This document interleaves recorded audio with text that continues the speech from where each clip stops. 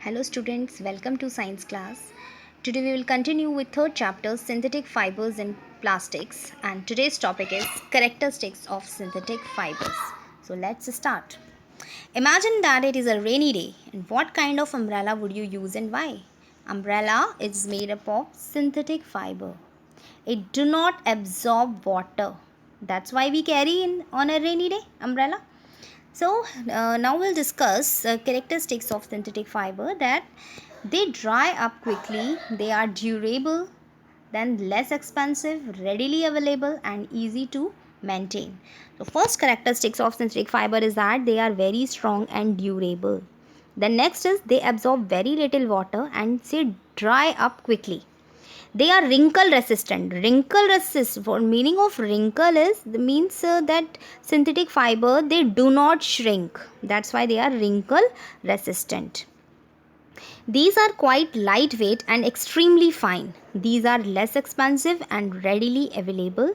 And clothes made from synthetic fibers, they are very easy to maintain as compared to natural fibers. But students, in spite of having so much characteristics, but there are some disadvantages of synthetic fiber. So let's discuss what are the disadvantages of synthetic fibers.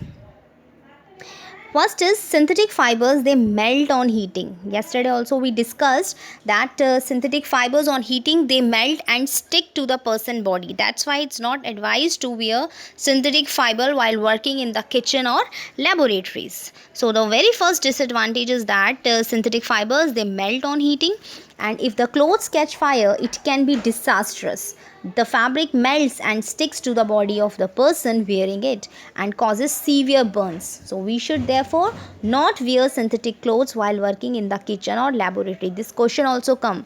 Okay, why we should not wear synthetic fibers clothes while working in the kitchen? So you can write this answer.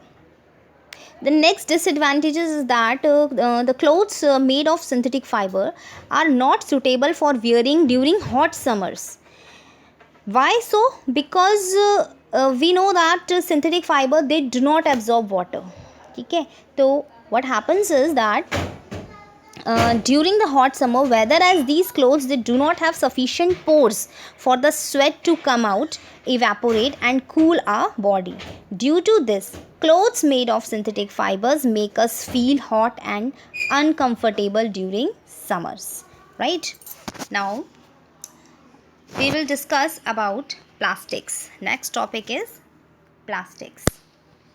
You must be familiar with many plastics articles used every day.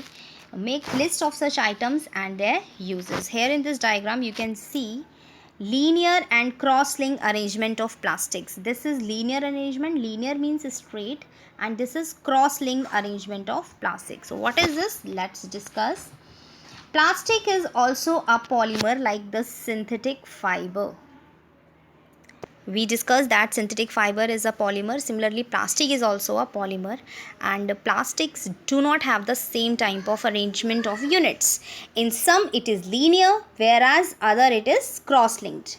Here you can see this is the linear arrangement of plastic and this is the cross-linked arrangement of plastics. Plastics articles are available in all possible shapes, sizes, as you can see in this figure. See this figure 3.7. Have you ever wondered how this is possible? The fact is that plastic is easily moldable and can be shaped in any form. Plastics can be recycled, reused, colored, melted, rolled into sheets or made into wires. That is why it finds such a variety of uses. Now see students, we use large number of articles made of plastics in our daily life. That is plastic bags, water bottles, buckets, combs, toothbrush, toys, chairs, table, etc. Now some parts of television, refrigerator, car, buses, trains, etc., they are made up of various types of plastics.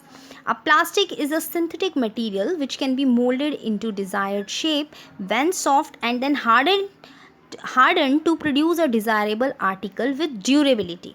Plastic is also a polymer like synthetic fiber. This means that plastic consists of very long molecules made up of joining many small molecules together. For this, the starting material are obtained from petroleum products called petrochemicals. Examples of plastics are polythene, polyvinyl chloride, PVC, bakelite, melamine, Teflon, etc. Now in our next video we will discuss about the types of plastics. Thank you.